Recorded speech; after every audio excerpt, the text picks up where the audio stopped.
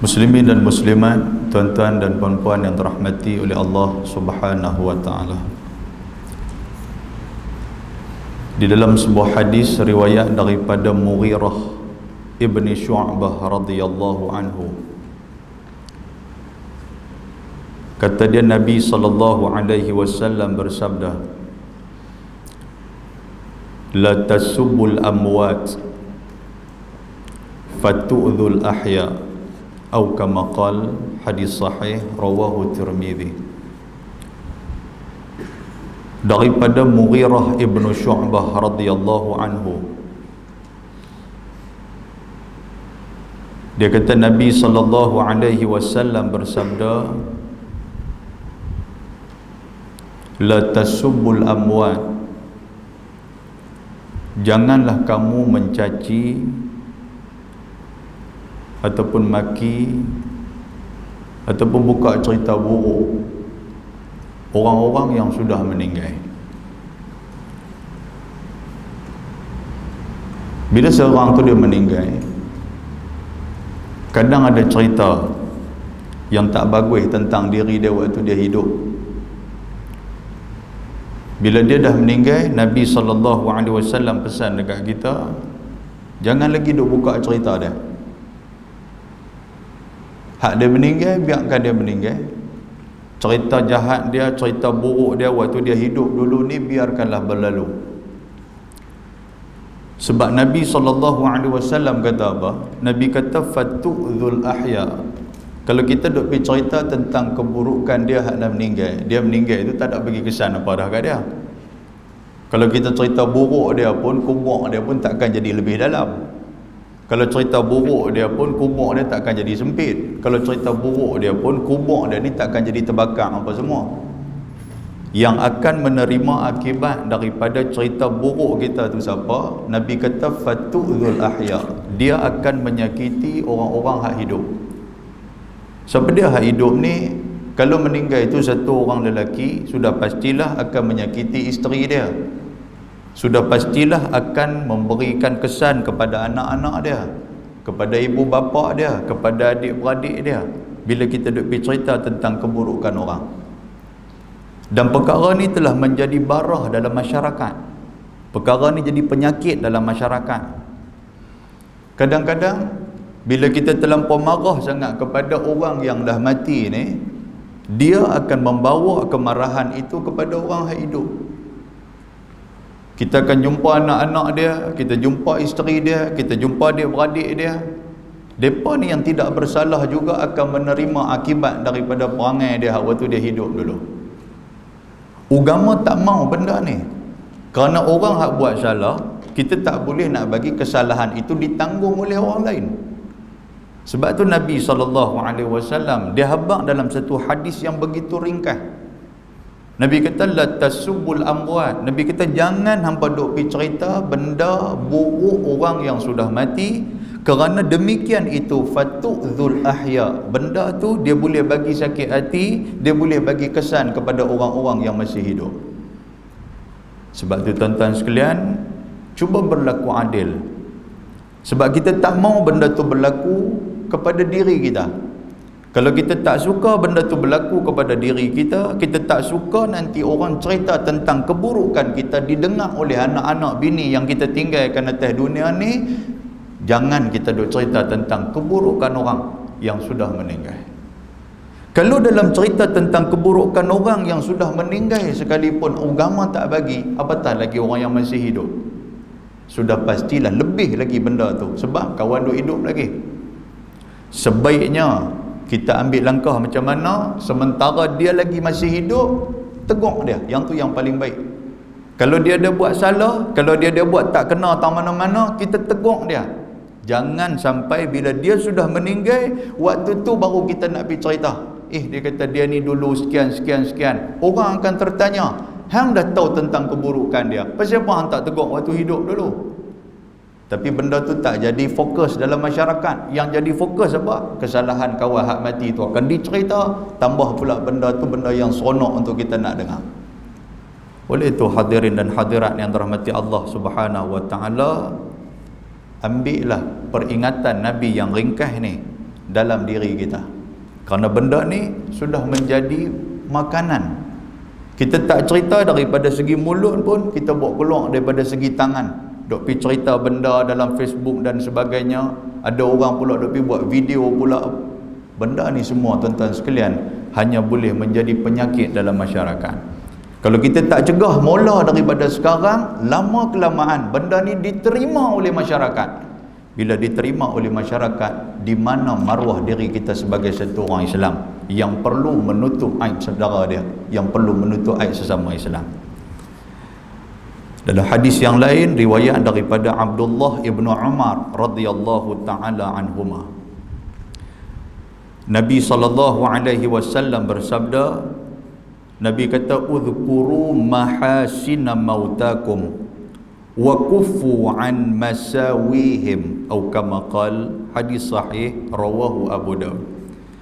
Abdullah ibn Umar, dia dengar Nabi SAW sebut, Nabi kata, udhkuru mahasina mautakum, hendaklah kita banyak-banyak duk sebut tentang kebaikan orang-orang yang sudah meninggal. Walaupun kita tahu kata dia atas dunia ni dulu, tahu perangai dia macam mana, tetapi hak tak elok tu jangan kita cerita. Kita cerita benda hak elok-elok sudah.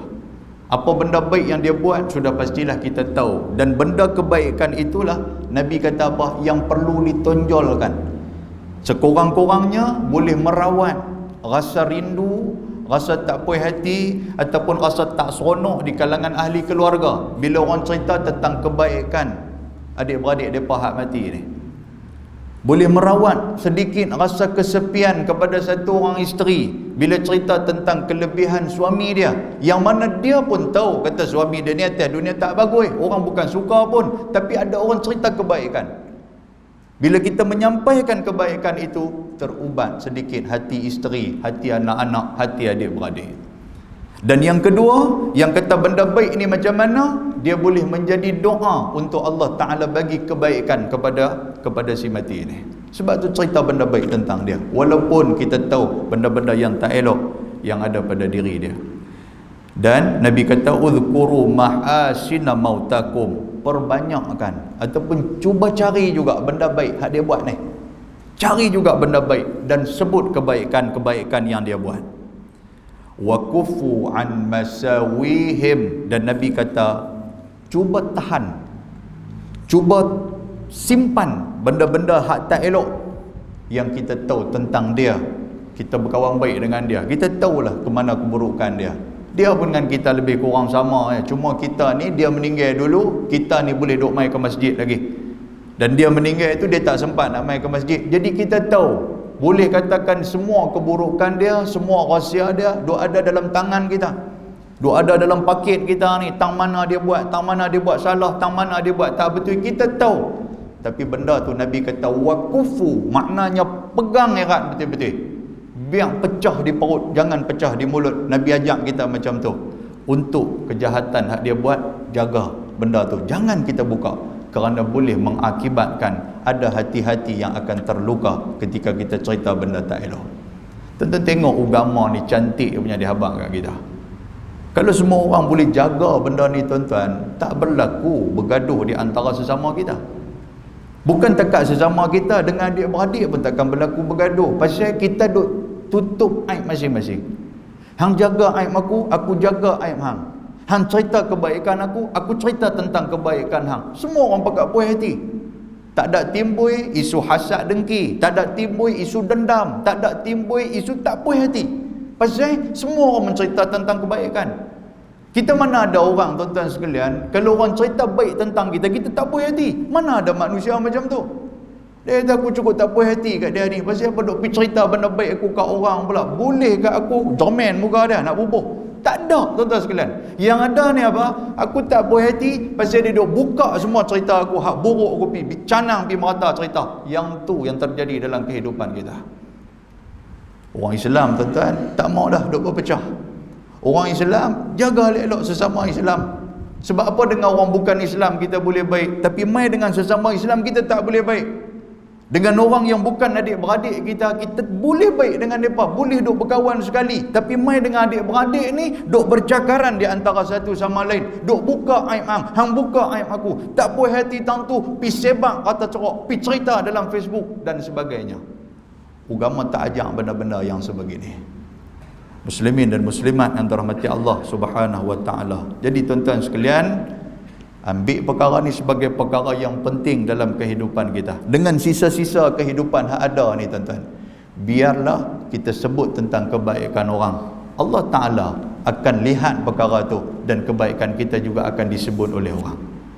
Tuan-tuan tahu apa kata Hamka ketika mana dalam satu ceramah dia memetik kata-kata syair Ahmad Syauqi, seorang pensyair daripada Mesir. Pensyair tu kata apa? Buatlah banyak-banyak benda baik. Kerana bila kita buat satu benda baik, dia akan menjadikan kita dua kehidupan. Satu, kita hidup ni. Yang kedua, bila kita mati, kita dah mati dah. Tetapi naik pula kehidupan hak kedua, dia akan kata. Apa maksud kehidupan hak kedua? Ketika mana orang duk cerita tentang kebaikan kita, seolah-olah kita masih lagi ada. Nabi SAW, tuan-tuan tengok macam mana kata Nabi ni. Bila kita cerita tentang Nabi, seolah-olah macam Nabi duk hidup lagi.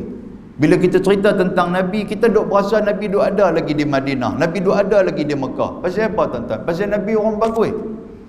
Apa saja amalan hak kita buat, semua kita berpandu kepada Nabi. Kita nak semayang, kita tengok macam mana Nabi semayang. Kita nak puasa, kita tengok macam mana Nabi puasa. Kita nak bawa keluar zakat, kita tengok macam mana Nabi ajak kita macam mana cara nak bawa keluar zakat. Kita nak pergi buat haji, kita tengok macam mana Nabi buat amalan haji itu. Maknanya Nabi ni duk hidup dalam kalangan kita, duk hidup dalam setiap nafas yang kita tarik. Nabi duk hidup, sedangkan dia sudah meninggal 1500-1400 tahun yang lalu. Jadi begitu juga ada orang-orang bagus-bagus ni, dia dah meninggal lama dah, tetapi jasa dan kebaikan dia sering kali diucapkan oleh orang. Bila orang cerita tentang masjid Bagan Ayam Hitam ni, akan ada orang-orang yang diceritakan sebagai tokoh-tokoh pendiri kepada masjid ni, seolah-olah dia masih lagi hidup. Tengok ada satu benda, nampak kubah ke, nampak tiang ke apa, orang teringat, oh kata haji tu, dia duk tanggung tiang ni seorang-seorang tu. Allah, tengok tiang, teringat haji tu. Tuan-tuan nampak dah? Maknanya itulah kehidupan kali kedua yang disebutkan oleh Ahmad Syauqi sebagai pensyair daripada Mesir. Dan benda tu diceramahkan oleh Hamka untuk nak bagi encourage, nak bagi semangat dekat kita. Biarlah dalam keadaan kita meninggal, orang duk sebut benda kebaikan-kebaikan kita, seolah-olah kita masih hidup di kalangan mereka. Muslimin dan muslimat yang dirahmati Allah Subhanahu wa taala. Dalam sebuah hadis yang lain, riwayat daripada Abi Hurairah radhiyallahu anhu, kata dia Nabi sallallahu alaihi wa alihi wasallam, man kanat lahu mazlamatun li akhihi min 'irdihi aw shay' falyatahallalhu minhu al-yawm qabla an yakuna dinar wala dirham in kana lahu 'amalun salih ukhidha minhu biqadri mazlamatihi wa illam yakul lahu hasanat ukhidha min sayyiat sahibihi fahumila alaih atau kama qal. Hadis sahih rawahu al-Bukhari. Daripada Abi Hurairah radhiyallahu anhu, dia kata Nabi sallallahu alaihi wa alihi wasallam bersabda, Nabi kata, man kanat lahu mazlamatun li akhihi min 'irdihi aw shay', barang siapa yang ada buat salah kepada saudara dia, sama ada kesalahan itu mencemarkan kehormatan dia ataupun kesalahan itu dari sudut yang lain. Maknanya mencemar kehormatan ni maksud apa? Duk pergi cerita buruk tentang orang, duk pergi mengumpat orang, duk pergi buat fitnah kepada orang. Yang tu makna dia mazlamah, kezaliman hak kita buat. Ataupun kita ada buat benda hak lain, tuan-tuan sekalian, kita pernah penayar dia ke, kan, kereta dia main, kita pergi buang angin kereta dia ke, dia pun balik tolak kereta seorang-seorang dia, tuan-tuan sekalian. Tapi dia kuat lah tolak kereta tu, kan, main-main motor dia kita bunyi ke, biar padan muka hang balik pukul kaki, dia pun balik pukul kaki, mai pagi esok ada balik motor dia, kita dah buat penayar lagu tu dekat dia, kan, geram punya pasal ni. Nak rimbuk dia tak boleh. Geram punya pasal, duk buat nanya macam tu. Nabi kata jaga elok. Kalau macam tu ada buat salah dengan orang, Nabi kata falyatahallalhu, minta halal kepada dia pada hari ni qabla an yakuna la yakuna dinarun wala dirhamun. Nabi kata sebelum mai kepada satu hari yang dinar dan dirham sudah tidak berguna lagi. Maknanya bila? Di akhirat nanti. Bila buat salah kat orang, minta maaf kepada dia. Bukan tunggu hari raya ya tuan-tuan sekalian. Sebab duk tunggu hari raya, ramai orang tak ada nak sampai hari raya, meninggal. Jadi macam mana? Bila buat salah, minta maaf kat dia. Ada salah apa? Cerita. Benda apa nak jadi kat kita, kita terima. Pasal itu kesalahan dan akibat yang perlu kita terima. Minta maaf kat dia. Sebelum berlakunya pada hari yang tidak ada dinar, tidak ada dirham berguna waktu tu. Duit banyak, apa guna duit banyak tuan-tuan sekalian, tapi kita menyebabkan kawan kita dizalimi oleh kita. Akhirat kita tak bawa duit, akhirat kita bawa amal ibadat. Jadi minta maaf kepada dia sebelum dia meninggal dan sebelum kita meninggal. Dan kata Nabi SAW, in kana lahu amalun salih ukhidha minhu biqadri mazlamati. Ingat, amalan hak kita buat atas dunia ni tuan-tuan sekalian, akhirat nanti hak ni lah kita akan bayar setiap kezaliman yang kita buat kepada orang. Semayang kita, baca Quran kita, tuan-tuan i'tikaf dalam masjid ni, tuan-tuan duduk dalam majlis ilmu ni, tuan-tuan sedekah apa semua ni, hak mana benda baik yang kita buat, benda ni lah yang akan kita bayar kepada orang hak kita buat zalim. Ingat balik, banyak mana dah orang yang teranaya disebabkan kita. Banyak mana orang yang terzalimi disebabkan kita. Banyak mana orang yang berasa hati disebabkan mulut kita duk cerita tentang keburukan dia. Banyak mana orang yang berasa dizalimi disebabkan perangai kita kepada dia. Jadi tuan-tuan sekalian, dengan semayang kita inilah yang akan kita bayar kepada dia. Dengan puasa inilah kita akan bayar kepada orang-orang yang dizalimi oleh kita. Kita pernah dengar satu hadis Nabi SAW sebut tentang orang muflis. Yang mana orang muflis ni hidup dia penuh dengan amal ibadat. Semayang dia bagus, puasa dia bagus, sedekah dia bagus. Dia bawa pahala ni cukup punya banyak ketika mana di akhirat. Tiba-tiba sebelum dia nak masuk dalam syurga, Allah Subhanahu Wa Taala sudah membuka kepada dia hijab kepada orang-orang yang atas dunia dia pernah zalim. Atas dunia dia pernah pukul, atas dunia dia pernah hina, atas dunia dia pernah buat penaya, atas dunia dia pernah buat zalim kepada mereka semua ni. Mereka pakai duk tuntut kepada dia. Tapi tuntut tu tuntut bukan tuntut balas, tetapi tuntut amalan-amalan yang ada pada diri dia. Nabi kata dia ambil habis, dia bagi dekat mereka ni sampai tak tinggal apa, langsung dekat dia. Rupa-rupanya masih ramai lagi ada orang-orang yang masih menuntut kepada dia apa yang dia telah buat atas dunia waktu mereka hidup dulu. Dia tak ada apa dia nak bagi. Maka Nabi SAW kata apa? Wa illam yakul lahu hasanat. Apabila benda baik dah habis dah bagi ke orang. Tuan, kita main semayang di masjid ni, kita pulun semayang di masjid, di rumah belum tentu kita pulun macam mana kita semayang di masjid ni. Semayang di masjid boleh duk main sementara tak masuk waktu semayang, boleh buat semayang tahiyatul masjid. Sekali bila dengar azan kita buat qabliyah. Habis tu kita buat semayang berjamaah. Habis semayang berjamaah kita buat semayang ba'diyah pula. Sementara nak balik tu nampak macam Quran ni lama tak pegang, pi tarik Quran satu, buka baca sikit 2-3 ayat, lepas tu tutup, balik tuan sekalian rumah. Di rumah adakah kita buat macam tu? Nak main ke masjid tak boleh ke apa ke? Di rumah kita buat macam tu ke? Dengar azan, adakah kita duk pi hampakkan sejadah buat semayang qabliyah 2 rakaat? Habis semayang qabliyah tunggu pula sekali kita qomat seorang-seorang, kita pun semayang fardu. Habis semayang fardu buat pula semayang ba'diyah. Habis semayang ba'diyah sekali pergi pegang Quran pula kita baca. Adakah macam tu? Pernah buat macam tu, bukan tak pernah. Waktu bila? Waktu bini lari tinggal kita. Waktu tu dia main nak insaf, dia main duk puasa ketat dada, tak nampak benda lain, duk nampak kain sejadah, duk nampak Allah Ta'ala ya.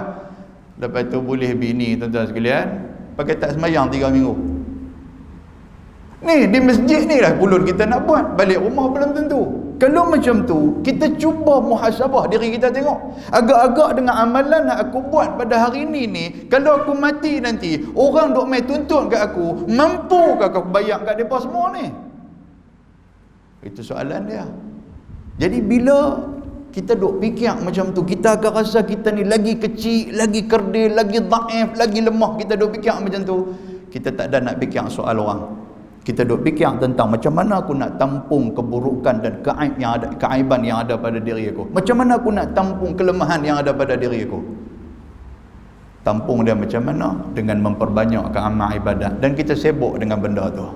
Sebab apa tuan-tuan? Benda ni cukup berguna di hadapan Allah Subhanahu Wa Taala. Nabi kata, wa illam yakul lahu hasanat, apabila tak ada kebaikan yang pada dia, dah habis duk bagi dekat orang. Ukhidha min sayyiat sahibihi fahumila alaih, dia akan ambil dosa orang-orang yang duk mai tuntut balas kepada dia di hadapan Allah, dan dia akan tanggung di atas kepala bau dia segala dosa-dosa mereka, dan akhirnya dia akan diheret oleh Allah Ta'ala. Malaikat heret dia dan lempak masuk dalam api neraka. Rugi tuan-tuan sekalian. Allahu Akbar. Jadi jangan kita jadi manusia yang rugi. Ambil perkara ni, ambil perhati tuan-tuan sekalian, benda ni betul-betul. Ambil perhati benda ni betul-betul, perhati dengan begitu serius. Jangan sampai kita rugi di akhirat. Jadi sementara ada kesempatan, Tuhan bagi kederat untuk kita buat amal ibadah, Tuhan masih lagi bagi akal yang waras. Jangan duk cerita tentang keburukan orang, jangan duk buat zalim kepada orang. Cukup-cukuplah tuan-tuan sekalian. Tenung-tenunglah diri kita, muhasabahlah diri kita. Kita tak tahu perjalanan akhirat kita yang lebih luas, yang lebih jauh nanti kita nak duduk tang mana. Mudah-mudahan mukadimah itu memberikan manfaat kepada kita insya-Allah.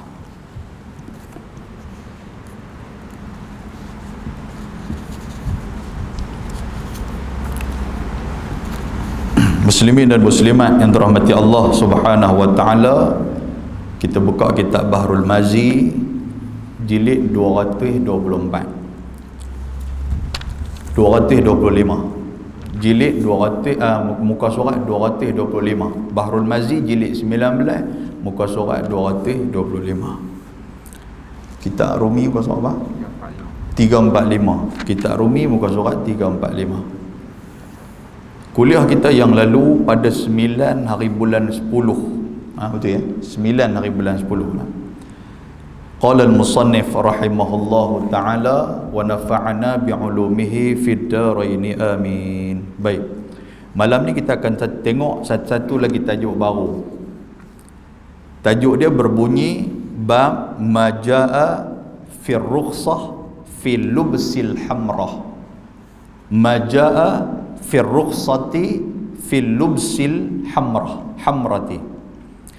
Iaitulah bab yang datang pada menyatakan hadis yang membicarakan maaf memakai pakaian warna merah. Apa maksud maaf di sini? Maksud dia tu diberi kelonggaran, rukhsah.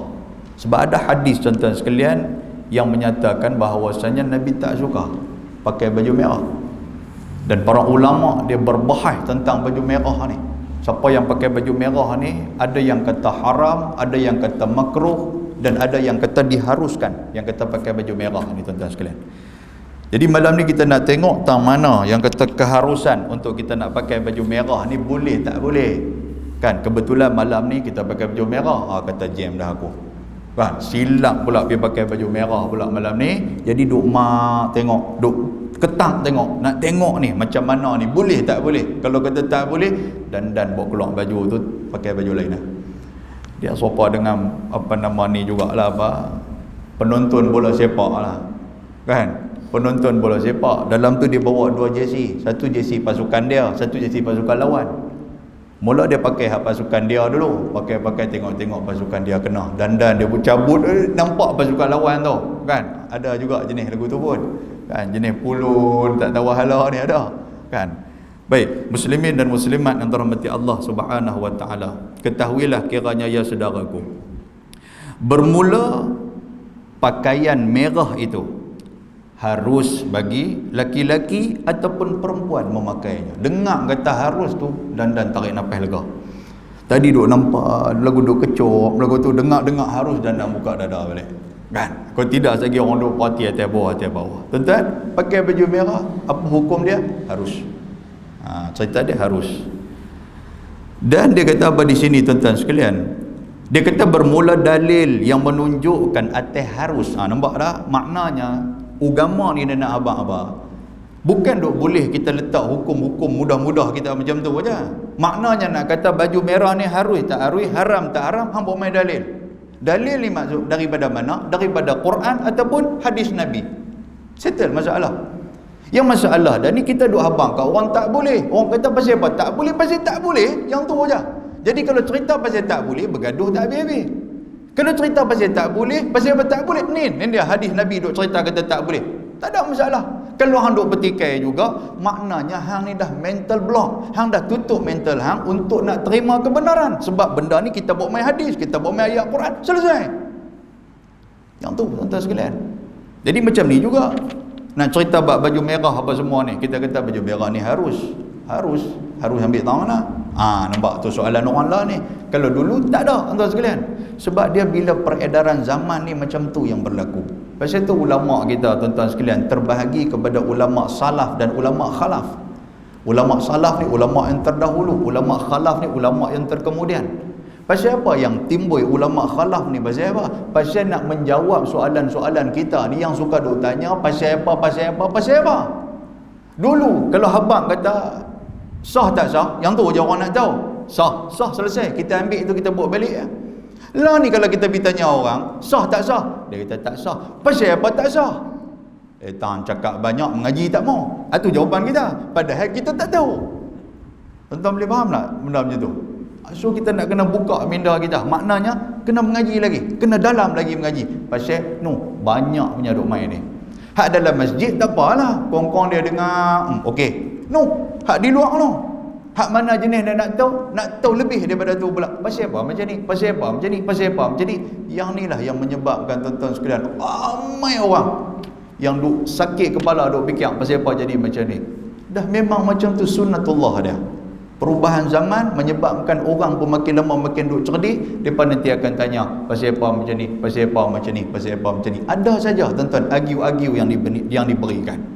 Dia tak boleh terima satu jawapan ni, nak lagi. Yang tu menunjukkan bahawasanya manusia sekarang makin lama makin ramai yang memerlukan jawapan yang tepat. Baik, jadi kalau kita buat main hadis ni selesai dah.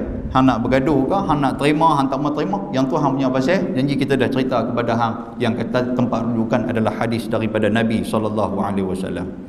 Baik, bermula dalil ataupun bermula hujjah ataupun bermula bukti yang menunjukkan atas harus memakainya, yakni memakai baju merah tadi ni, iaitulah perbuatan Nabi kita Muhammad sallallahu alaihi wasallam seperti di dalam hadis yang dikeluarkan oleh Abu Isa At-Tirmidzi dengan katanya, an Jabir bin Samurah radhiyallahu anhu, ra'aitu Rasulullah sallallahu alaihi wasallam fi lailatin idhiyani faja'altu anzur ila Rasulillah sallallahu alaihi wasallam wa ila al-qamar wa alaihi hulla hamra fa idza huwa indi ahsanu min al-qamar.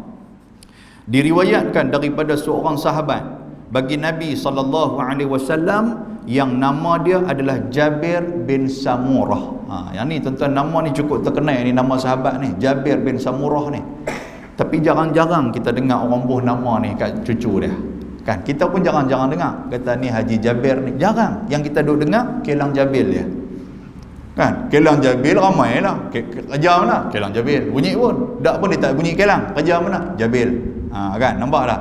Nak bubuh nama Jabir ni, ya Allah, tak ramai boleh buh tuan sekalian. Tak ramai, tak tahulah pasal apa. Tapi ni sahabat yang agak terkenal, yang kata sahabat Jabir bin Samurah ni. Dia ni siapa tuan-tuan sekalian? Baik, kita tengok sikit antara riwayat dia. Jabir bin Samurah ni, nama penuh dia Jabir bin Samurah bin Amru bin Junadah Aswa'i. Itu nama penuh dia. Dan dia ni adalah di kalangan kabilah Bani Suwa'ah. Dia ni keturunan tu. Orang Arab ni kabilah ramai. keturunan ramai. Orang kata orang Arab ni, dia ada kabilah ni, kan banyak kabilah tu. Dan dia ni, kalau tuan-tuan nak kenal lagi siapa dia, nak lebih dekat dengan kita ni, dia ni adalah anak menakan kepada Sa'ad bin Abi Waqqas. Sa'ad bin Abi Waqqas kenal kan? Haji Sa'ad ni kenal kan? Sebut Jabir bin Samurah tak kenal, tapi Sa'ad bin Abi Waqqas kita sudah kenal kan? Sebab dia ada cerita. Mak dia yang bernama Khalidah, mak Jabir bin Samurah ni, Khalidah tu, dia tu adalah adik kepada Sa'ad bin Abi Waqqas. Itu cerita dia. Dan dia duduk di Kufah bersama dengan ayah dia Samurah. Kita kenal siapa Sa'ad bin Abi Waqqas ni tuan-tuan sekalian. Saya pernah baca hadis di masjid ni, Embai ni, kita pernah baca dulu, lama dah kita baca Sa'ad bin Abi Waqqas. Dia ni adalah orang yang difitnah oleh siapa? Usamah ibn Abi Qatadah. Dengar nama tu kan? Lupa bidah nampak gayanya kan? Usamah Abi Qatadah kan? Usamah Abi Qatadah ni sudah fitnah Sa'ad bin Abi Waqqas. Waktu tu Sa'ad bin Abi Waqqas diangkat menjadi gubernur oleh Sayyidina Umar Al-Khattab. Sa'ad bin Abi Waqqas dia ni waktu zaman Umar tu, Umar angkat dia menjadi gubernur. Bila orang angkat dia menjadi gubernur, tuan-tuan, sudah menjadi kebiasaan. Dia takkan boleh semua orang puas hati kat kita. Hang bagus pergi tangan mana sekalipun, akan ada orang tak puas hati kat hang. Yang tu ya. Bila jadi pemimpin ni, hang buat baik macam mana sekalipun, hang takkan rasa 100% orang nanti akan suka kat hang. Jangan mimpi. Pasal apa? Dalam 100% itu akan ada berapa peratus orang yang tak suka kat hang. Yang tu biasa. Bukan kita orang biasa ni akan rasa macam tu. Hatta Nabi sendiri pun tuan-tuan sekalian, Nabi SAW pun, kita orang Islam ni kita rasa puas hati lah dengan Nabi. Orang bukan Islam, malah ada juga orang Islam sendiri pun tak puas hati kepada Nabi. Golongan munafik, sokongan majoriti tak dapat juga. Tuan-tuan sekalian, maknanya full majoriti tu tak dapat. Ada juga sebab benda biasa. Biasa tu pasal apa? Kalau tak ada benda jahat, kita takkan kenal benda baik. Kalau tak ada orang yang duk tentang, kita takkan kenal macam mana cara kita nak buat baik kepada orang yang menentang kita. Itu kelebihan dia. Jadi Sa'ad bin Abi Waqqas ni tuan-tuan sekalian, dia sudah difitnah oleh Usamah bin Qatadah. Dia fitnah apa? Waktu dia menjadi gubernur. Antara dia, fitnah yang pertama kata, Sa'ad bin Abi Waqqas ni duk makan gaji buta. Tu dia, duk makan gaji buta. Kita tuan-tuan sekalian takat kena sikit-sikit biasalah. Betul dah? Hang jadi apa? Saya nak sebut takut. Silap sebut lagi tuan-tuan marah kat saya. Kan, tapi perkataan ni kita nak sebut pangkat-pangkat ni nak bagi kita faham. So sebut lagi tuan-tuan kuit sang-sang. Dah siapa abang ustaz baru. Dia pergi tu. Itu masalah kita nak sebut tu. Hang jadi ketua, dia kata dia tu jadi ketua tak buat apa pun, duk melenggak tu kasar tu kan. Bukan melenggak tu berjalan melenggak makan kepala ikan dah. Melenggak tu maksud dia apa? Gaji buta. Tiap-tiap bulan kira duk pergi jolok duit kerja dan tak buat pun. Tu bahasa kasar tu tuan sekalian. Boleh faham ke tu? Nampak macam hati koyak ya orang yang baik ni. Tak kan? Allahu akbar. Dia kata kan, Usamah dia sudah tuduh, dia sudah fitnah. Dia kata Sa'ad bin Abi Waqqas nombor 1 ni, dia ni makan gaji buta. Pasal apa makan gaji buta? Hang jadi gubernur, sepatutnya hang pergi hantar orang perang, hang pun turun sekali. Ni hang suruh orang buat kerja, hang tak turun. Itu cerita dia tuan-tuan sekalian. Bila duk cek-cek balik, tidak ada pun satu peperangan yang Sa'ad bin Abi Waqqas tak turun. Semua dia turun.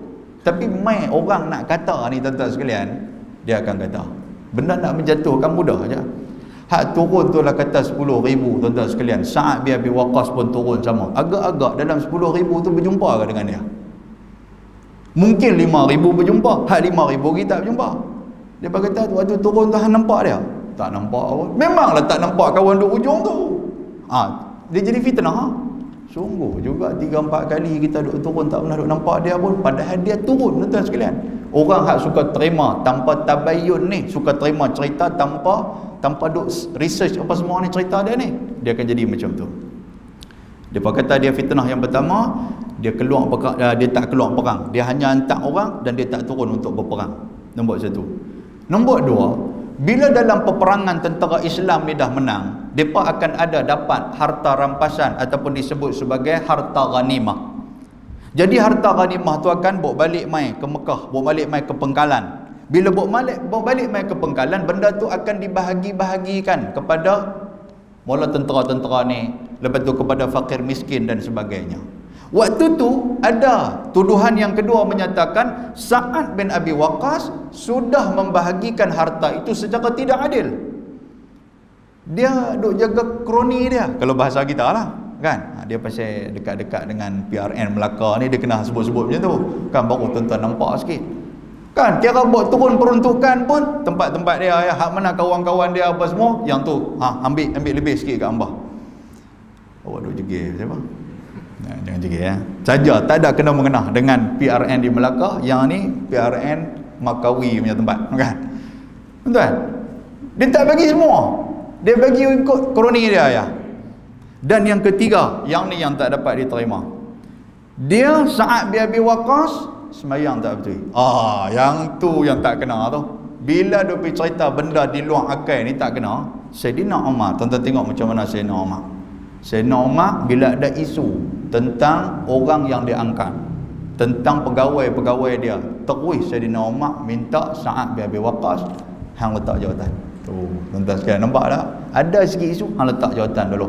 Lepas tu hampir settle dulu apa semua isu hang apa semua. Kalau kata hang ni berada di pihak yang benar, aku bagi balik jawatan tu kat hang. Nampak tak sekalian? Dia bukan nak suruh tak apalah, hang buatlah, kata tak ada masalah hang mana ni pandai-pandai dah isu tutup sendiri macam mana hulur duit ke apa. Dia agama bukan macam tu. Ada sikit, okey, kita selesaikan dulu. Hang letak satu jawatan, bagi selesai dulu. Lepas tu hang ambil balik.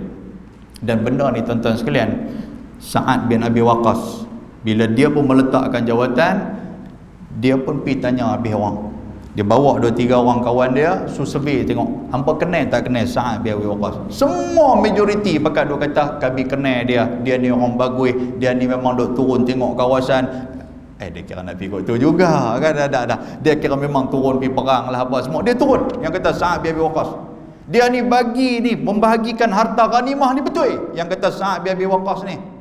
Tuan-tuan, apa doa Sa'ad bin Abi Waqqas? Dia angkat doa, dia angkat tangan kepada Allah Subhanahu wa taala. Dia kata, ya Allah, panjangkan umur orang yang memfitnah aku. Dia minta panjang umur. Kita kalau orang fitnah kita agak-agak minta panjang umur lah. Tobat doa, ya Allah bagi mampu cepat. Tu ayat mampu itu kasar. Ya Allah bagi mampu cepat. Kalau boleh mampu itu kena belah dengan lori trailer, lepas tu stembrun megelek pula. Yang tu sedap mah doa tu kan. Dan dia kata apa? Ya Allah panjangkan umur dia. Satu. Doa yang kedua dia kata apa? Ya Allah panjangkan kefakiran dia. Maknanya apa? Hidup dalam keadaan panjang umur dan fakir. Dan yang ketiga, ya Allah, andainya tu ayat-ayat apa nama Sa'ad bin Abi Waqqas dan doa dia, sekiranya dia berbohong, panjangkan umur dia. Sekiranya dia berbohong, panjangkan kefakiran dia. Sekiranya dia berbohong, hadapkanlah dia dengan fitnah-fitnah dan cubaan-cubaan. Tuan-tuan, doa Sa'ad bin Abi Waqqas dimakbulkan oleh Allah. Allah Ta'ala makbulkan doa dia. Biar dia nampak sendiri kesalahan dia tu. Biar dia rasa sendiri kesalahan hak dia buat. Dia duk fitnah, biar dia rasa sendiri macam mana rasa difitnah. Dia fitnah Sa'ad bin Abi Waqqas, Sa'ad bin Abi Waqqas rasa macam mana fitnah tu. Jadi benda tu dikembalikan kepada dia. Macam mana pula kalau hang pula difitnah? Dia rasai. Sebab tu bila orang tanya dia, siapa Usamah bin Abi Qatadah ni? Dia menjawab apa? Dia kata Usamah bin Abi Qatadah adalah satu orang yang tua yang ditimpa doa musibah daripada Sa'ad. Dia bang kata kat orang. Kan? Tuan-tuan, macam mana kesudahan dia? Dia dalam keadaan bila dia tua, dia perangai pelik. Dia tua ni bukan makin jadi bagus, makin jadi tak bagus. Dia nampak anak dara, dia nampak bini orang, dia rajin duk kacau apa semua, menyebabkan orang pukul dia lah apa. Habis-habis tu budak-budak ni bila jumpa dia, budak-budak pula duk pemain dia pula. Kan? Kalau bahasa kita nak panggil apa? Usamah ni kan. Tok Su ke apa. Lagu tu lah. Oh, dia duk perkena dia. Budak-budak duk perkena dia, satgi geletek dia, satgi duduk dalam hutan pemban, duk pi terbih dia. Macam tu lah kalau bahasa kita nak bagi faham tuan-tuan sekalian. Dia duk kena fitnah macam tu. Pi tang mana pun orang tak peduli, pi tang mana pun orang halau, dia rasa sendiri fitnah tu macam mana. Peritnya yang kata fitnah tu. Allahu Akbar. Tuan-tuan, ambil pengajaran ni juga. Nak abang apa? Jangan buat zalim kat orang. Sebab doa orang yang dizalimi, Allah Ta'ala akan mustajabkan. Baik, jadi dia meriwayatkan hadis ni. Jabir, yang ni anak menakan dia lah. Anak menakan dia Jabir bin Samurah radhiyallahu anhu, dia meriwayatkan hadis ni. Kata dia apa dia? Katanya telah melihat aku. Dia tersampak dengan Nabi SAW. Dia kata aku melihat Nabi SAW pada satu malam yang terang. Satu malam dia berjumpa dengan Nabi. Dia jeromoh dengan Nabi. Maka jadilah aku memandang kepada Rasulullah SAW itu dan kepada bulan. Dia kata, aku bila aku tengok Nabi ni, muka Nabi ni bercahaya. Muka Nabi ni bersih. Muka Nabi ni tengok terang elok muka Nabi ni. Kan? Bila aku tengok muka Nabi, aku duk tengok bulan. Aku tengok muka Nabi, aku tengok bulan. Dan di atas badan Nabi SAW pakaian yang merah. Maknanya Nabi pakai baju merah tu lagi karan. Bila Nabi bubuh baju merah tu, dia tak pernah tengok pun Nabi pakai baju merah selama ni. Tapi malam tu dia jeromoh dengan Nabi, Nabi pakai baju merah. Bila pakai baju merah, lagi menyambar baju merah tu dengan wajah Nabi yang begitu berseri-seri. Sebab tu dia tengok bulan tu, dia tengok bulan, dia tengok muka Nabi. Dia tengok bulan, dia tengok muka Nabi. Yakni kain pinggangnya dan kain selendangnya merah. Maknanya Nabi ikat di pinggang dia warna merah, Nabi bubuh atas kepala bau kain selendang warna merah. Dua kain Nabi pakai di badan. Maka tiba-tiba ia pada pemandangan aku lebih elok daripada bulan. Tu dia tuan-tuan sekalian. Dia tengok-tengok Nabi dengan pakai baju merah, dengan nampak kemai, dengan nampak semak. Dia tengok-tengok bulan, bulan jadi tak sempoi. Tu betul-betul. Nampak lagu bulan dia jadi malam pula. Tengok Nabi lagi bercahaya daripada bulan. Kan pandangan dia macam tu. Nak abang apa tuan-tuan sekalian? Dia adalah hadis ni nak abang apa? Kata Nabi pakai pakaian merah. Yang tu aja. Kan? Hak dia tengok Nabi lebih bercahaya tu, yang tu nur Allah Taala bagi kepada Nabi sallallahu alaihi wasallam. Baik, kata Abu Isa At-Tirmizi, dan pada bab ini ada riwayat daripada Al-Barra dan juga Juhaifah, dan katanya lagi bermula ini hadis hasan lagi gharib. Tiada kami ketahui akan dia melainkan daripada hadis Al-Ash'ath. Tuan-tuan, maknanya Nabi pakai tak pakai baju merah? Pakai. So boleh pakai tak boleh pakai? Tak apa nak orang yang angguk gini. Boleh lah, pasti ada hadis. La ilaha illallah. Maknanya boleh lah. Okey. Baik, yang jadi pertikaian ulama ni pasal apa?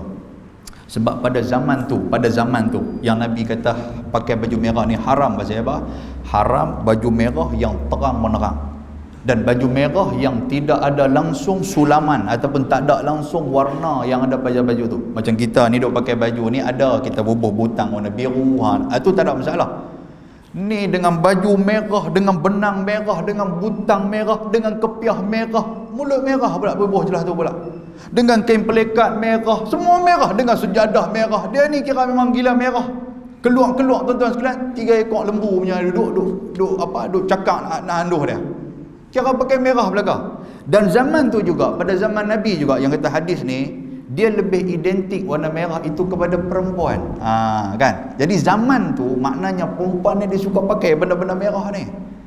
Jadi Nabi tak mau ada unsur tasyabuh, ada unsur menyerupai. Nabi tak suka.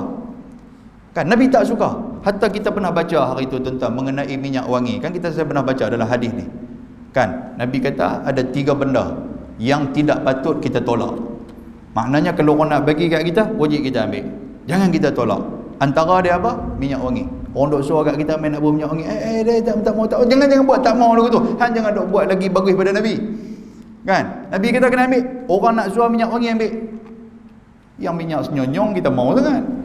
Hak minyak wangi kita tak mau. Kan benda tu. Yang kedua Nabi kata apa? Bunga. Kalau bagi bunga, ambil. Dan yang ketiga, kalau bagi susu, ambil. Walaupun kita tak boleh minum susu cirit 3 minggu. Ambil tu bagi ke orang. Janganlah kita minum. Dah kata aku dah orang bagi, aku minum. Demam kora 3 minggu. Boleh faham tuan sekalian? Hadis tu. Ingat tak ingat ni? Tobatlah tak ingat. PKP lama mana? Kan? Itu hadis tu. Yang kita baca itu dalam kitab Baru Masjid jilid 19 ni. Baik, muslimin dan muslimat yang dirahmati Allah. Mari kita tengok tajuk yang lain pula. Baik, yang tadi selesai nah, bab merah apa semua ni. Jadi kita nasihatkan jugalah bagi tuan-tuan, kalau nak pakai merah apa semua ni, jangan sampai pakaian bila dah merah sangat menjadi, orang kata menjadi buah mulut orang pula. Apa pakai merah ambil tak mau, bukan. Dan terutama sekali kepada orang-orang perempuan yang berada di bawah kita, bini kita ke, anak-anak perempuan kita ke, kalau boleh cari baju yang kurang sikit warna dia, jangan cari hak terang sangat. Ni nak boleh buat kenuri dah tuan sekalian ni, boleh buat kenuri tuan-tuan tengoklah. Dia melaram 3 tahun kot tak boleh makan nasi kenuri, 3 tahun tu dekat 30 helai kot baju dia atok lah ni. Rumah kawan ni pun nak pakai baju hak ni, hak mula-mula PKP tak boleh rentas ni, dia atok tu, dia tulis tu nombor 2 rumah hak ni waktu PKPB, ada baju dia, baju sempena PKPB. Hak ni sempena PK apa diperketatkan ke apa ke, hak ni ada hak baju leh ni sempena dos penggalak, ada ya. Dia atok siap tuan-tuan sekalian, yang kata baju apa semua dia keluar jadi melaram langsung. Bukan nak pergi makan kenuri pun, saja nak tunjuk baju yang dia simpan 3 tahun tak keluar-keluar. Allah, jangan buat pasal tuan-tuan sekalian. Orang pakai duk tengok hati, karan bini dia ni. Laki dengar lagu dosyok, hang tak tahu kata hang nak kena karan akhirat tu lagi teruk. Boleh nah? Baik. Kita masuk tajuk baru, bab majaa fi saubil akhdar, iaitu bab pada menyatakan hadis, bab yang telah datang ia pada menyatakan hadis yang membicarakan pakaian warna hijau. Ni nak tengok baju hijau pula. Sekali tuan-tuan kata pula ni ada kena mengena ke dengan apa nama pilihan raya ke apa, duk cerita warna-warna ni, tak ada kena mengena. Hak tu tuan-tuan lah fikir sendiri. Kan? Saya tak mau kacau benda tu. Ketahuilah kiranya ya saudaraku, apabila engkau lihat akan seorang itu memakai pakaian yang hijau, maknanya dia pakai hijau. Ada tuan sekalian jenis orang yang pakai hijau ni, tak tahulah dia tak asuk kepada siapa, kita tak tahu. Hijau daripada atas sampai ke bawah dengan motor hijau, dengan kasut hijau, dia tengok hal lain dia tak nampak dah. Kasar tuan sekalian, kasar. Ada jenis macam ni. Kalau dia pergi masjid ni, saya ada satu apa nama tu dia, kita nak cerita lah, nak keluar lah cerita ni. Kan? Waktu kita jadi PTA dulu lah, tak ada PTA lah kan. Waktu dulu jadi PTA, pegawai takbir agama dulu ni. Kan ada projek duk main kat kita, projek pemerkasa daripada federal main turun main ke negeri. So saya sama juga macam di sini pun PTA kita, Ustaz Jamal pun dia akan set up mana-mana masjid, mana-mana surau, mana-mana sekolah agama untuk nak buat pembaikan. Kita pun dah set up lah di kepala batas tu ada 2-3 surau, 2-3 masjid apa semua yang kita nak bagi ni, antara dia Bocat. Jadi Bocat ni tuan-tuan, suggest daripada Datuk Pengarah ni, cat dia warna lain kan, nak bagi seragam semua. Dapat kepada jawatan kuasa pertikai kontraktor. Dia kata apa siapa tak Bocat hijau, dia begitu kan. Tak apa pergi Bocat lain, masjid dengan surau ni kena cat hijau, marah kecat tuan sekalian. Allahu Akbar. Kan kita kata dak ni peruntukan orang nak bagi, ambil lah. Dia tak cacat pun, dia nak bagi semua nampak selaras, dan cat ni pun cantik, kita pun tunjuk ni contoh dia, nampak ni surau ni cantik ni. Dia tak ada, dia tak puas hati lagu tu. Rupa-rupanya bila belah dada dia memang jantung warna hijau. Contoh lagu tu tuan-tuan sekalian. Kan? Allahu Akbar. Yang ni tak ada kena mengena soal apa-apa hijau di Malaysia. Yang ada di Burkina Faso punya hijau. Baik, muslimin dan muslimat yang dirahmati Allah, sama macam ni nak abang kat kita. Dia kata apabila engkau lihat akan seorang itu memakai pakaian hijau, tidaklah dikatakan dia orang yang berbuat bid'ah. Jangan duk kata lagu tu. Nampak hijau, dia ni kan kumpulan mana pula ni, biar pergi kat dia. Kan biar pergi kat dia. Boleh tak boleh? Yang tu yang kita nak tahu. Dia pakai tu tutup aurat cantik, biar pergi kat dia. Cuma kita nak tahu tu sunnah Nabi ada tak ada benda hak dia pakai tu. Kan? Baik. Lepas tu kerana pakaian yang demikian itu diharuskan oleh syarak. Pegang tu ya. Maknanya hang pakai baju warna hijau ke apa ke, agama bagi tak bagi? Agama kata harus. Selesai ya. Jangan duk pilih main pula. Kan? Allahu Akbar. Baik. Kerana dia kata apa di sini? Kerana syarak kita itu bermula dalil yang menunjukkan yang demikian itu ialah hadis, sebagai hadis yang dikeluarkan oleh Abu Isa At-Tirmidzi dengan katanya, an Abi Rimthah, itu bahasa dia. An Abi Rimthah qala ra'aitu Rasulullah sallallahu alaihi wasallam wa alaihi burdani akhdaran Diriwayatkan daripada seorang sahabat bagi Nabi SAW yang nama dia Abi Rimthah radhiyallahu anhu. Rimsah ni nama lelaki, tuan sekalian, bukan nama perempuan. Kadang-kadang kita tengok ta marbutah di belakang tu, kita duk kata perempuan. Dah, Rimsah ni lelaki. Kita kadang-kadang kalau kita bubuh nama tu kepada keluarga kita, nampak macam nama perempuan lah. Kan? Jadi dia Rimsah ni makna dia lelaki. Baik. Dia kata apa? Dia kata telah aku melihat aku akan Rasulullah sallallahu alaihi wasallam pada halnya, yakni keadaan Nabi itu di atas tubuhnya itu ada dua helai kain yang raginya itu berjalur-jalur hijau. Maknanya Nabi ada pakaian yang bawa yang ada jalur hijau. Kain Nabi itu, Nabi duk pakai selendang apa semua, kain dia itu ada warna hijau. Satu dijadikan selendangnya dan satu dijadikan kain pinggangnya. Nabi dia memang macam tu. Dia buh selendang nanti satu, lagi dia nak buh atas bau ke, dia nak balut badan ke, kan. Satu dia ikat di pinggang dia, dan kain itu berwarna hijau. Maknanya Nabi pernah pakai hijau. Selesai. Boleh faham tak? Baik, seterusnya kita tengok bab majaa fi thawbil aswad, iaitu bab yang telah datang ia pada menyatakan hadis yang membicarakan pakaian warna hitam. Ni bukan pasal saya pakai baju hitam malam ni, kan? Ni pun nak baca takut juga ni, kalau tak boleh lagi saya longgar bagi kat tuan-tuan bang, kan? Balik tak pakai baju. Baik, bab yang telah datang ia pada menyatakan hadis yang membicarakan pakaian hitam. Kita nak tengok pakai baju hitam ni macam mana. Ketahuilah kiranya ya saudaraku, apabila seseorang itu memakai ia pakaian yang hitam, bila pakai hitam ni tuan-tuan, dia nampak lain macam sikit, kan? Tambah pula pakai dengan jubah hitam, lepas tu balut dengan serban hitam pula, celah tu bubuh dengan apa nama orang panggil, celak pula. Mana ada celak biru, kan? Dia bubuh dengan celak hitam sikit, dia main-main masuk langkah-langkah, orang tengok-tengok dandan orang gesiang, tak mau dekat. Oi, kata ni Syekh mana ni, kan? Syekh Anaconda dia panggil Syekh Anaconda mana, turun main masjid kita ni, dia buat peli main pula. Baik, ketahuilah kiranya saudaraku, apabila seseorang itu memakai akan pakaian hitam, tidaklah ia menjadi salah pada syarak. Nampak tak? Tak salah nak pakai hitam, silakan, kan? Tak ada masalah. Cuma kita duk peli-peli main pula tuan sekalian, kan? Peli ni takat nak peli melawak-melawak biasa tu tak apalah, tapi jangan peli lebih-lebih pula. Sebab agama tak mau. Pasal benda hak agama bagi ni, kita duk peli-peli seolah-olah macam kita mempermainkan agama. Tuan-tuan boleh faham tak? Saya duk tengok, saya pun rajin jugalah duk tengok Maharaja Lawak, kan? Maharaja Lawak, kan? Kan ada kumpulan-kumpulan dulu, kita duk tengok apa semua, yang mereka duk peli main, yang mereka jadikan sebagai satu bahan jenaka ni tuan-tuan, sehingga fizikal orang boleh jadikan satu bahan jenaka. Tak boleh. Agama cukup larang tu.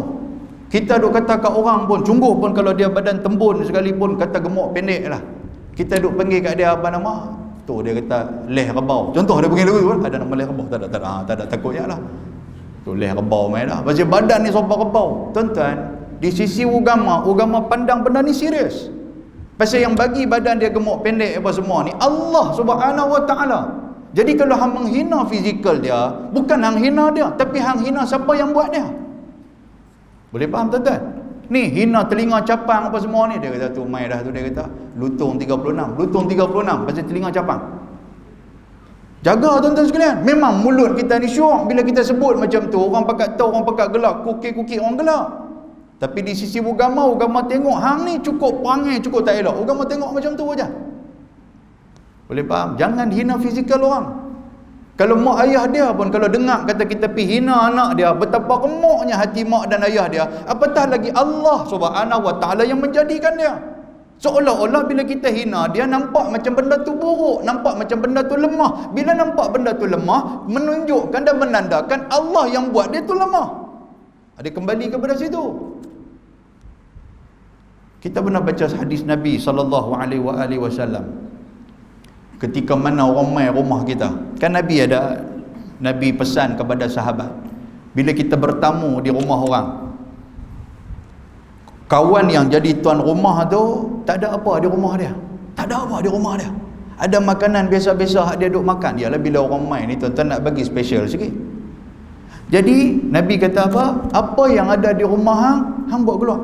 Nabi kata, bila buat keluar tu, hang jangan rasa kata benda tu benda yang remeh. Jangan rasa macam tu.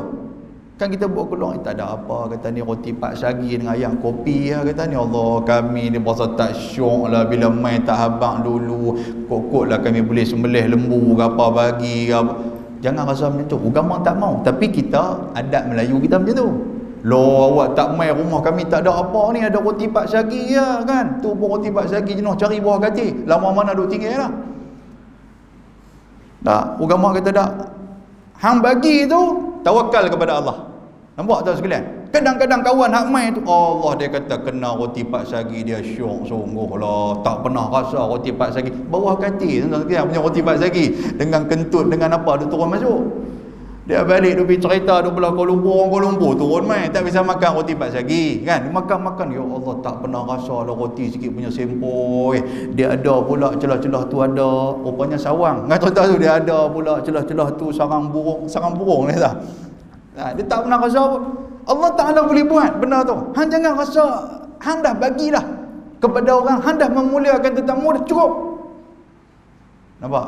Dan Nabi pesan juga kepada orang yang pergi bertandang di rumah orang tu, bila orang buat keluar kepada hang, jangan melihat kepada kurangnya makanan ada tu. Saya kira pergi kawan, kita main daripada Megat Dewa kot. Dia sebut lagu tu, main daripada Megat Dewa kot balik pulau ni, kok boleh makan apa nama ayam gulai ke apa ke, ayam kampung apa ke. Ada dia bagi biskut lutut, tahu biskut lutut kan, biskut mayat tu hak orang duk gantung atas halang tu, dia bagi hak tu. Dia kata kok ni pekan kok diang pun belum dia buh macam tu. Jangan tuan sekalian, rasa dulu rupanya biskut lutut balik pulau lain macam kan. Dan agama ajak macam tu, puas hati. Kamu kita makan pun tak puas hati, lagi balik singgah tombiang pun nak makan kan. Sebab nanti kalau orang main rumah kita pun terkejut macam tu, tiba-tiba orang tarik muka macam tu. Macam mana kita tarik muka depan rumah, depan orang tuan-tuan, rasa tak rasa orang berasa, macam itulah kita nanti akan berasa. Baik, jadi jangan duk pilih dah orang lepas ni. Apa fizikal dia pun Allah Ta'ala bagi kepada dia, tuan, jangan duk pilih. Baik. Jadi sama juga macam orang pakai baju hitam apa semua ni, jangan duk kata apa dah, saya turun-turun main duk kata syekh ni main pada mana apa semua, jangan dak pergi dah. Pasal apa? Pasal agama membenarkan. Agama kata tak salah nak pakai baju hitam. Yang salah tu tak pakai baju. Hak tak pakai baju tak kata apa pun kan, tak ada kena mengena orang sini lah kan. Dia pakai seluar pendek duk pergi kedai, duk pergi menyembang dengan kita apa semua, kita tak tengok pelik pun, kita tengok biasa aja. Hak pakai baju komplit tu yang kita tengok pelik. Yang ni yang nak marah ni kan. Baik, dan dia kata apa, dan tiada pula ia dinamakan orang yang membuat bid'ah pada memakai pakaian hitam itu, kerana pakaian yang demikian itu ada diperbuat oleh Nabi kita sallallahu alaihi wasallam. Pasal baju hitam ni Nabi ada pakai, tuan-tuan. Jadi berbanggalah dengan apa yang kita pakai, pasal Nabi bisa pakai. Maka perbuatan Nabi itu menunjukkan atas ketiadaan salah, tak ada salah tak mana-mana pun untuk memakainya. Dan bermula perbuatan Nabi memakai pakaian hitam itu ada tersebut di dalam hadis yang dikeluarkan oleh Abu Aisyah At-Tirmidzi dengan katanya, an Aisyah qalat kharaja an-nabi sallallahu alaihi wasallam dhata ghadatin wa alaihi mirtun min sya'rin aswad. Diriwayatkan daripada isteri Nabi sallallahu alaihi wasallam yang amat dikasihi Nabi, yakni namanya tu bukan Fatimah, tu Aisyah. Hak Jawi tu Padang. Siti Aisyah, dia tulis tu Fatimah. Siti Aisyah radhiyallahu anha, kan Fatimah tu anak Nabi. Aisyah tu isteri Nabi sallallahu alaihi wasallam. Tentu pernah dengar kan yang kata Fatimah tu anak Nabi. Semua kita tahulah tuan sekalian. Jangan sampai tak tahu pula. Kan saya salah seorang daripada panel temu duga khas perkahwinan ni, hak mana nak menikah ni tuan-tuan. Allahu akbar. Kadang-kadang sedih. Sini beberapa kali dah kita cerita. Kan kami dah buat temu duga 3 sesi. Satu sesi sejam setengah, ada 10 orang. Kan kita buat daripada pukul 8.30 sampai pukul 1.30. Tuan-tuan, tanya kisah Nabi ni, Allah. Kan kita tanya dalam tu dia ada silibus dia. Antara silibus dia tu tanya bab rukun Islam, tanya bab rukun iman. Jadi kita tanyalah bab rukun iman. Rukun iman ada berapa? Hak nak menikah ni, rukun iman ada berapa? Dia kata ada 6. Okey, alhamdulillah, bagus. Cuba terang sikit hak 6 tu apa? Dia abanglah beriman kepada Allah, beriman kepada Rasul apa semua. Saja kita duk pi korek tanya tengok. Dak Nabi kita ni nama penuh apa dia tau? Jam. Nama penuh no. Nama penuh Muhammad bin Abdul Muttalib di bawah tu. Oh, nanya Muhammad bin Abdul Muttalib. Okeylah. Isteri Nabi nama apa? Dia baru duduk fikir isteri Nabi tak main kat dia ni. Tak main apa memang tak tahu. Anak Nabi macam mana? Anak Nabi anak Nabi ada Nabi. Pula tanya kita pula, ada ke anak Nabi? Mampu tuan-tuan sekalian. Ni hak nak menikah ni. Tuan-tuan jangan duk kira nak pergi ambil borang di pejabat agama ya. Duk marah ni apa pejabat agama tak buka orang ambil borang. Tanya anak dulu sebelum hang melangkah pergi sana, aku nak tanya hang dulu. Kan? Quran ada berapa juih? Dia tanya kita, juih itu apa ya? Jahanam kita. Quran ada berapa surah? Kita tanya dia. Surah surah 3. Dia tahu 3 kul. Hak tu dia tahu. Hak lain tak tahu. Mampu kita. Hak tu kenapa betul dulu tuan-tuan sekalian? Pasal tu mak ayah kita dululah. Kan cerita orang dulu ni. Habang kata nak menikah Allah. Dia tak pandang ni hang nak cari kerja, hang nak kerja apa semua ni hang punya pasal. Yang penting ilmu di dada hang cukup tak cukup. Pasal hang nak jaga anak orang, hang nak pelepas diri hang. Satu hang nak jaga anak orang sama ni. Kalau hang pun tak apa betul ilmu agama hang ni pun tak tahu tak tara mana. Macam mana hang nak jaga orang? Ni nak main hukum hakam dalam bab kahwinan apa semua ni. Tu yang dia keluar tuan-tuan sekalian, dia boleh taklid ikut dan dia bini dia. Benda dia rasa biasa. Dia kata hang keluar daripada rumah ni jatuh talak satu. Bini dia pun keluar esok balik apa semua tak ada masalah apa. Duk berkahwin duk macam biasa. Sedangkan benda tu jatuh tak tu tuan-tuan sekalian. Dia dah bagi taklid dah. Lepas tu dia buat melawak pula. Abang cerai ayang dengan talak 3. Abang apa? Dah melawak. Ya Allah, benda boleh melawak, tak ada masalah. Dia kata apa nak koyak? Dia kata begitu. Apa nak koyak? Dia kata. Tuan-tuan, dia balon talak 3 dah kat Malong ni. Tu dia jadi tu. Nanya. Kan? Allah, banyak lagi cerita kan. Tu PMP ya. PM tepi.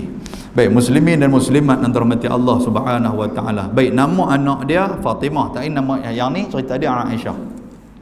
Baik, dia kata diriwayatkan daripada seorang daripada isteri Nabi sallallahu alaihi wasallam yang amat dikasihi Nabi yang nama dia Siti Aisyah radhiyallahu anha. Katanya telah keluar Nabi sallallahu alaihi wasallam pada satu pagi dan atas tubuh Nabi sallallahu alaihi wasallam pakaian selendang daripada bulu yang hitam. Nabi pakai pakaian selendang daripada hitam. Cerita ada selendang Nabi, pakaian Nabi ni macam-macam lah. Ada warna merah, ada warna hijau, ada warna hitam apa semua ni. Ni dia nak main cerita pula Nabi SAW pernah memakai pakaian yang kuning. Ini tajuk terakhir kita dalam kitab ni. Dan benda ni pun panjang sangat dan saya cerita bab baju kuning saya abang dulu dah. Kan? Cerita bab baju kuning, tuan-tuan tengok bab majaa fis saubil asfar, iaitu bab yang telah datang pada menyatakan hadis yang membicarakan pakaian kuning. Pakaian kuning ni tuan-tuan sekalian, Nabi SAW bagi kita pakai, bukan tak bagi. Cuma kuning yang macam mana yang tak boleh? Kuning yang dicelup dengan safran.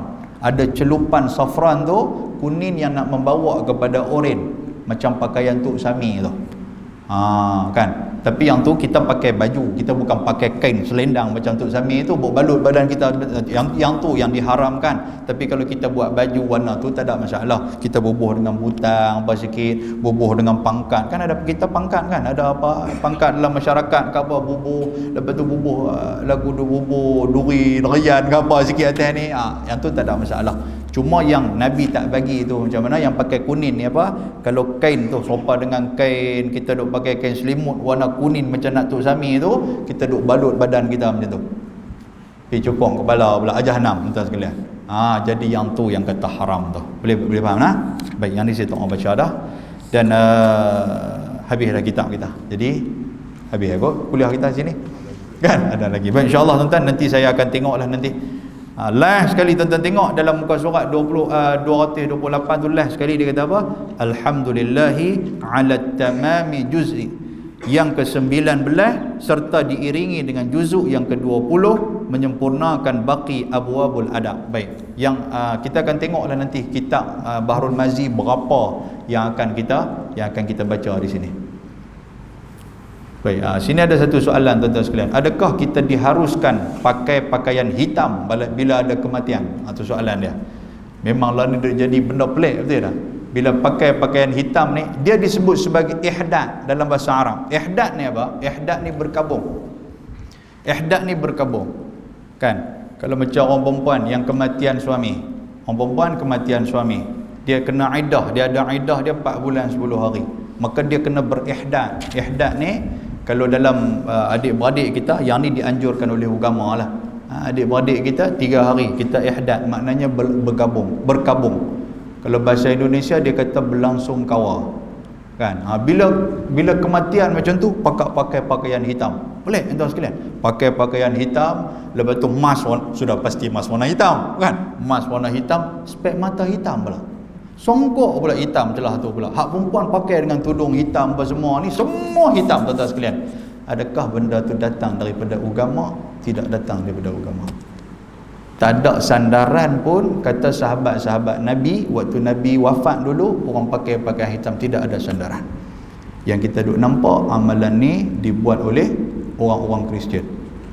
Jadi bila amalan ni dibuat oleh orang-orang Kristian, tuan-tuan sekalian, hindarkan diri daripada terjerumus dan terjebak dalam perkara ni.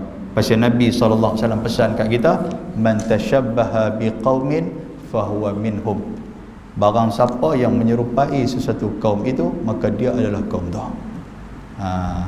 Jadi ustaz, macam mana pakaian rasmi kerajaan apa semua? Yang tu cerita lain tuan-tuan sekalian. Hak kita ni. Kan? Hak tu pakaian tu dia ada, dia tertakluk kepada ulil amri apa semua, pakai pakaian macam tu. Hak kita ni tuan-tuan sekalian. Kita tak ada pun sikler, tak ada pun satu undang-undang yang menyatakan kalau keluarga kita mati pakailah pakaian hitam apa semua, tak ada macam tu. Kita yang sengaja pergi pakai, maknanya kita sengaja pergi pakai, kita telah menempuh satu kemurkaan daripada Allah. Kan? Allah Taala sebut dalam Al-Quran, wala tarkanu ilal ladzina zalamu fatamassakumun nar. Jangan cenderung kamu nak buat kezaliman. Maknanya zalimlah benda ni. Benda Tuhan tak bagi. Sebab apa? Fatamassakumun nar. Kamu akan kena api neraka daripada Allah Taala. Rugi tuan-tuan sekalian. Buat apa? Rugi. Tak payahlah kita buat benda-benda. Tak ada satu pakaian khusus. Waktu orang mati tak ada satu pakaian khusus. Ustaz, kalau kami nak pakai putih semua kan macam mana? Pakai tak apa. Bukan, tak ada masalah nak pakai. Tapi jangan bersempena. Yang tu yang tak boleh. Mungkinlah bila pakai yang putih ni dia ada, kan ada juga kumpulan apa, saya tengok Wong Fei Hong punya cerita lah kan. Bila ada kongsi gelap depa meninggal tu, bos depa, maha guru depa apa, taiko depa meninggal ni, semua pakai pakaian putih, geng-geng pedang putih ni, kan lagu tu jadi putih semua tuan-tuan sekalian, sambil menangisi taiko depa ni. Kita pula nampak karan ni duk tunggu pak bila nak mati, sebab kita tempah baju siap-siap. Nampak kawan hak pakai baju hitam tu, maknanya dia dah tempah siap dah baju tu untuk nak tunggu pak dia mati. Cukup celakui pak ni. Tuan-tuan makan tak? Macam mana boleh satu seragam pula lagu duk jadi geng nasyid pula pakai baju hitam apa semua ni, pak meninggal ni. Tak ada. Amalan jahiliah sebegitu tuan-tuan sekalian. Amalan jahiliah tinggallah. Okey? Baik, kita berhenti dekat tu. Mudah-mudahan Allah Taala merahmati kita. Banyak soalan malam ni. Tuan-tuan lawak tunggu kan? Tak apa nak orang ni angguk, segi angguk, ustaz tak main dah. Kan tak angguk pun aku dah kaki lenguh teruk lah ni. Okey, ada orang tanya, satu lagi soalan last. Bolehkah kita membuka Yasin ketika mana orang meninggal? Radio, buka radio. Tuan-tuan, balik pulau ni 2-3 tempat dah kita kena. Kita kena 2-3 tempat kan. Saya tak mau nak fokus hukum boleh tak boleh kan. Dia buka ayat Quran ni tak ada masalah, silalah buka. Tapi apa gunanya kita buka ayat Quran sedangkan waris yang perlu mendoakan anak ataupun mendoakan ayah dan pak tu pergi tak mana? Duk di luar duk baca okok suria ya. Kasar ni buat ni kan. Sungguh. Kita pipi duk dengar. Kata sejak bila Syekh Mishari turun mai apa nama balik pulau ni? Rupa-rupanya buka YouTube. Tang tu dah pemuhung pak dia dah. Tak tang tu elok tak ni. Ayah duk elok ayah nak tak apa saya letak ayat YouTube tang ni ayah duk elok. Tentu nampak tak? Ya Allah. Mana anak dia? Sepatutnya anak dia lah nak gelut nak buka. Pasal apa tuan-tuan? Yang bersabit dengan hadis Nabi SAW, waladin salihin yad'ulah, doa anak yang soleh yang mendoakan pak dia. Kan dia mendoakan, dia bacalah ayat Quran, dia baca apa-apa sekalipun, ayat tu adalah doa. Jadi doa tu akan disampaikan Allah Ta'ala kepada pak dia, anak dia. Tapi anak dia pun duk gelut di luar, duk gelut ni apa semua. Takkan tak ada adik-beradik yang lain. Adik-beradik itulah tolong mai baca Ustaz. Ni kira duduk di pelenggang, duduk di tangga apa semua, duk kira dah ayah ni dia tinggal berapa relung. Oh, duk kira hak tu. Lepas tu hak baca Quran siapa dia? Syekh Azmi bin Ismail lah. Imam Masjidil Haram. Dia duk baca dalam YouTube tuan sekalian. Ya Allah. Tuan-tuan nampak tak fenomena ni? Kalau lah ni berlaku macam tu tuan-tuan sekalian, agak-agak ke depan aku mana? Sebelum ni berlaku macam mana? Sebelum ni dia tak guna YouTube. Sebelum ni dia panggil orang. Okey, kami panggil Mak Tafiz tu ada 30 orang hangpa mai bagi duit seorang sikit hangpa baca Quran untuk buat kami hak meninggal ni. Dia tak baca ayat. Dia duduk di luar lagu duduk cekak pinggang pasal panas kan. Panas duk urus ni kira angkat baju nampak perut semua kan. Bapak tu dia kata marah kat orang di luar, hangpa jangan duk ingat duduk Tafiz duk baca Quran kat pak aku. Kan nampak tak? Hang duk buat apa? Hang kira duduk di luar duk cekak pinggang tu ya. Lah budak-budak Tafiz pun tak larat dah kot kan, duk kena baca apa semua tak larat dah. Lah mudah YouTube lah, dia buka YouTube, dia tap sikit surah Yasin untuk orang nak mati. Dia buh lagu tu, keluar mai dia letak kat pak dia. Pegang pak dia sikit, ayah duk elok lah saya buka surah Yasin ni. Ayah dia tak bangkit dah, memang takkan bangkit dah lah kau tu. Tak nampak? Ke depan kita tak tahu macam mana. Ya Allah. Tuan, soalan dia boleh tak boleh? Boleh, bukan tak boleh. Tetapi yang kata ayat Quran, kalau dah buka ayat Quran, semua orang mesti menghormati ayat Quran tu dibacakan. Yang ni yang timbul ketika mana mikrofon kita baca apa semua tu kan, tuan sekalian. Sebab Allah Taala sebut apa? Wa idza quri'al Quran fastami'u lahu wa ansitu la'allakum turhamun. Apabila ayat Quran dibacakan, jadi tu yang timbul dulu ni. Ada masjid, 2-3 masjid kita duk buka Quran kan, nak abang kata ada orang meninggal apa buka Quran. Orang tanyalah hukum apa buka Quran tu Ustaz nak abang kata orang meninggal. Baik, yang pertama Quran tu kena baca bagi full lah. Yang kedua, kita haduk dengar ni tuan-tuan, kita kena hormatlah kepada Quran ni. Yang tu kira petanda orang nak mati pula orang mati.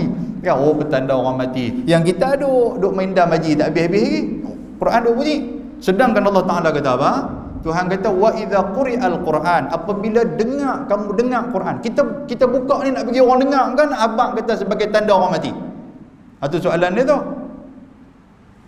Kita nak bagi orang dengar lah Quran tu. Bila kita memperdengarkan Al-Quran kepada orang hak dengar ni mesti apa?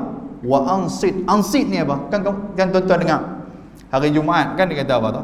Kan idza qulta li sahibika yaumal jumu'ati ansit dah tu. Ansit tu apa dia? Lena ke? Bila kamu dengar tok khatib duk baca khutbah, hendaklah kamu diam. Diam. Jadi Allah Taala guna ayat tu lah. Maknanya bila dibuka Quran kepada kamu, hendaklah kamu ansit wa ansitu. Diamlah hamba. Diam untuk apa? Untuk memberikan kehormatan kepada ayat Quran yang kita dengar ni. La'allakum turhamun. Tiba-tiba kita pergi buka itu, tentu kita duk pergi hinggap kat luar. Duk teriak lah, duduk bergaduh untuk sekali adik-beradik lah apa semua duk bergaduh ni, tani duk bergaduh. Yang ayat Quran duk baca. Tidak menghormati ayat Quran, dia merupakan larangan Allah Taala. Okey? Baik. Ada lagi? Tak ada dah. Okey, terima kasih kan. Tonton dia jegel dia buat yang satu lagi, jegel yang seorang. Baik, kita berhenti dekat tu. Mudah-mudahan Allah Taala merahmati kita. Aqulu qouli hadza wa astaghfirullahal azim. Assalamualaikum warahmatullahi wabarakatuh.